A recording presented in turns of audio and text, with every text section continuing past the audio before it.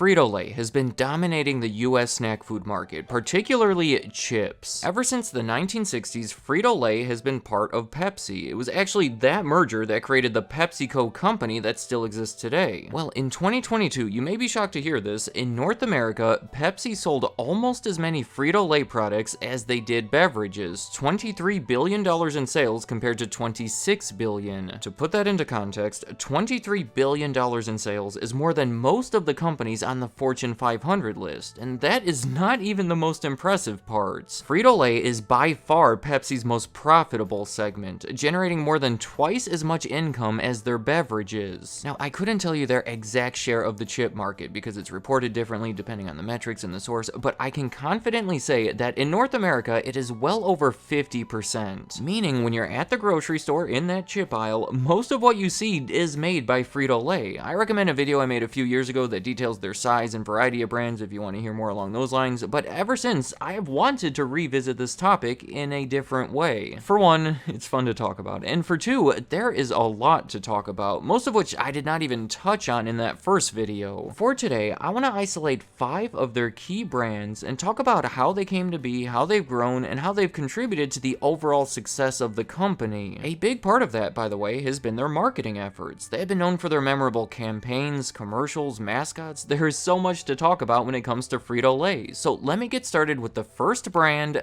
Fritos. The word Frito means fried in Spanish. It makes sense given that it is a fried corn chip. Elmer Doolin is the man behind the brand here. In 1932, during the Great Depression, he was operating an ice cream business that was struggling so badly that he was motivated to seek out a new line of work. So he connected with this man in San Antonio selling fried corn chips for 5 cents a bag, who was looking to sell his entire operation before he returned home to Mexico. Since the chips were tasty enough and cheap enough, during the Great Depression, Doolin felt that it was a promising opportunity. For the price of $100, he bought the recipe, 19 customer accounts, and the equipment to produce it. At first, he was selling chips out of his car, making only a few dollars a day, but things impressively scaled up over the years. He moved into his garage, then a manufacturing facility, relocated to Dallas for easier distribution, hired salesmen, and by the 1950s, it was a multi-million-dollar operation. By that time, he had started advertising Fritos in nationally distributed magazines, but the first truly recognized promotion for the brand was from their mascot, the Frito Kid. See, in 1955, a popular theme park opened. It was called Disneyland. Within a month, Doolin opened up a Mexican-inspired restaurant inside of the park called Casa de Fritos. The Frito Kid was this cowboy character that had already been around for a couple years, but this restaurant was like his big break. He was used all over in the promotions for it, and as part of an unconventional, minor-themed vending machine located inside of it, where customers would buy bags of Fritos for a nickel. The Frito Kid went on to appear on The Today Show in the first ever TV promotion for Fritos. I should mention that he was still their mascot when Elmer Doolin passed away from a heart attack in 1959, when Frito merged with Lay's in 1961, and when they merged with Pepsi in 1965. However, in 1967, the Frito Kid was replaced by a seemingly more effective, yet much more controversial mascot. I'm going to do my best to be sensitive when I talk about Frito Bandito. He was essentially a Mexican-American stereotype that would humorously try to steal Fritos from people. He was created by Tex Avery and voiced by Mel Blanc, the same people behind many of the Looney Tunes characters, including Bugs Bunny and Speedy Gonzales, who does sound very similar. Frito Bandito has been considered harmful and racist by many people, even at the time. Frito-Lay conducted a survey that said 85% of Mexican Americans were perfectly fine with the character, but the newly formed National Mexican American Anti-Defamation Committee continuously protested it. After a couple TV stations refused to air the commercials,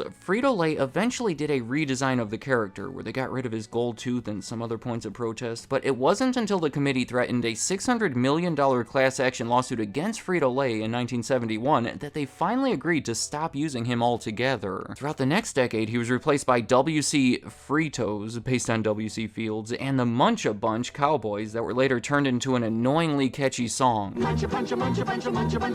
Alright, I've talked enough about Fritos for right now, and I'm anxious to move on to my own personal favorite, Cheetos. My goodness, I'll admit that I have gone through stages in my life where my fingers were orange practically all the time. The name itself is likely a combination of the words cheese and Frito, and it was even hyphenated in the beginning, and that makes perfect sense because they were the next nationally successful product to be launched by the Frito company. Doolin himself is credited as their inventor all the way back in 1948 before any of the mergers. In fact, the success of Cheetos is believed to be a big contributor behind that initial Frito-Lay merger. See, in 1945, Frito and Lay's were two separate companies that started working together to help each other get their chips to people. That year, Lay's was given the rights to make and sell Fritos in the southeastern part of the country. So 3 years later, when Cheetos were introduced, they worked together to distribute them around the country to quickly make it a national success. By 1961, they were working so closely together that it made perfect sense to combine forces to create a company with sales of over $100 million a year. It was 10 years after that when Cheetos introduced their first mascot, which was not a cheetah, it was a mouse, which I think actually makes much more sense for a mouse to advertise a cheese product. And this was not a regular mouse. This mouse was very classy, wearing a suit and speaking in a professional manner. It was actually right when the Puffs came out, so we spent a lot of time advertising those with the tagline, "Cheese that goes current." I like these commercials, but they were phased out by the 1980s, and in 1986, I'm sure you know where I'm going with this, they introduced Chester Cheetah. It was with the tagline, "It ain't easy being cheesy." I'm Chester Cheetah. I'm just a cool dude in a loose mood. Until I see those Cheetos. Such an embarrassingly adorable mascot, but effective. He became so popular that in 1992, Fox was trying to launch a Saturday morning cartoon called Yo, It's the Chester Cheetah Show. It never happened. It was protested by certain groups claiming that the show would just be a big commercial for junk food, but he was the focus of a video game that year released for home console called Chester Cheetah Too Cool to Fool. I am having way too much fun with these names, and that was the same year, by the way, as the introduction of Flamin' Hot Cheetos. And yes, I'll admit that oftentimes my fingers are red as well. In 1997, he received a new voice actor and a new slogan that he still says today, dangerously cheesy. The next brand is going to be much quicker, Ruffles. And if you know anything about Ruffles, you know that they have ridges. That has been the focus of so many of their campaigns. I like this one, where Baby Horton says Ruffles have ridges as his first words. It is so adorable. That's the entire gimmick. They're not your average everyday potato chips because they have ruffles, and those ruffles really do make them different. They were invented in 1948 by Bernhard Stammer, coincidentally the same year as the Cheeto, but unlike the Cheeto and everything else I'm focusing on today, Ruffles were created outside of Frito-Lay. Stammer had no association with them. He invented the chip, sold it successfully for 10 years, and then sold all of the rights to it to the Frito company. And I do want to point out that everything so far, Fritos, Cheetos, and Ruffles, were all successful products sold by the Frito company before they combined with Lay's or Pepsi. But the next brand was the first to be launched nationally after the mergers. I'm sure you know them because they have grown to be one of the biggest on the market, Doritos. The name Dorito is derived from a Spanish word that means little bits of gold. The origin of the chip is not completely confirmed, but the version that is most commonly reported, and the one that I like the best, goes right back to that Disneyland restaurant, Casa de Fritos. They were throwing away stale tortillas. They were advised to instead fry them and sell them to the customers, but for a while, the Frito-Lay company did not know that the restaurant was doing that. Until Arch West, a marketing vice president, went to the restaurant, saw what was happening, saw how much people liked them and how tasty they were, and thought that it would be a good idea to package them and sell them throughout the country. Doritos were launched as a plain version in 1967, but a lot of people thought that they were too bland, so the company launched a taco flavor the following following year, a nacho cheese flavor 4 years after that, and of course we can't forget Cool Ranch that came out 14 years after that and numerous others since. Though, oddly enough, market research showed that many people believed that the Doritos were too strong and thick, so that motivated Frito-Lay to come out with a thinner, plainer spin-off in 1981 branded as Tostitos. It was their biggest new product introduction ever at the time, with $140 million in sales within the first year. They have the great logo where the two T's are secretly people dipping their Tostito into the salsa that is in the dot of the eye. But Doritos have always been the bigger brand, helped by the fact that Frito-Lay has invested so much into advertising them. They have paid to air commercials during 23 different Super Bowls. In the 1970s, half of their entire advertising budget was going toward Doritos to build the brand. There was a famous campaign that featured comedian Avery Schreiber with the tagline, "They taste as good as they crunch." He would eat them with a crunch that was really noisy, often at an inappropriate time or place. So for a snack.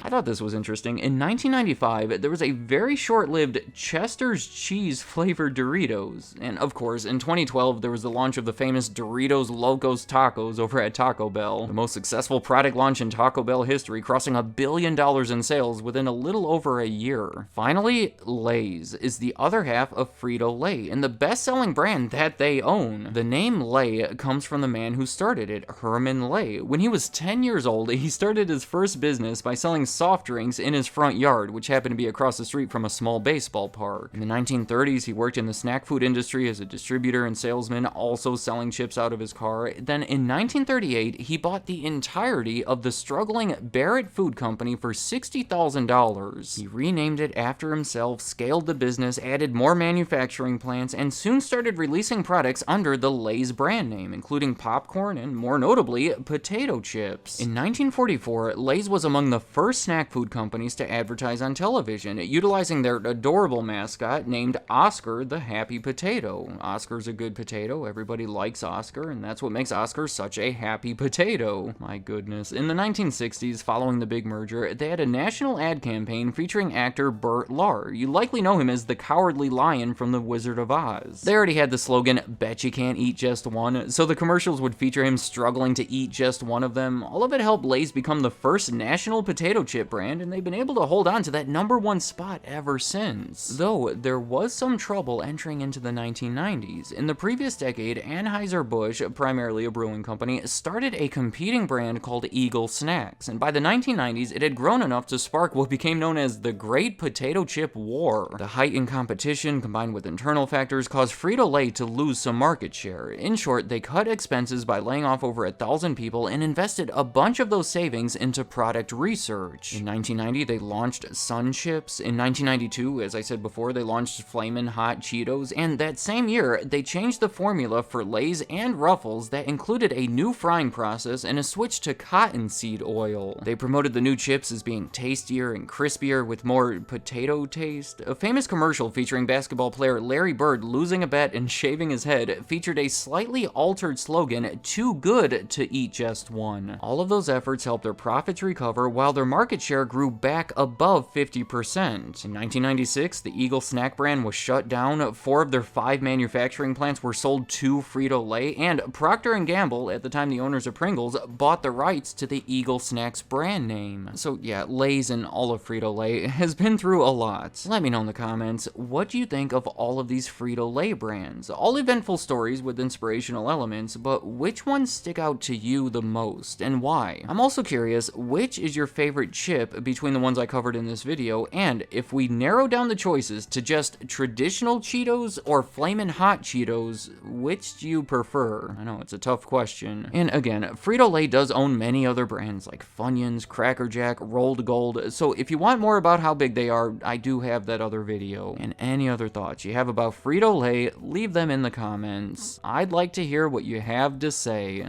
Thank you for watching.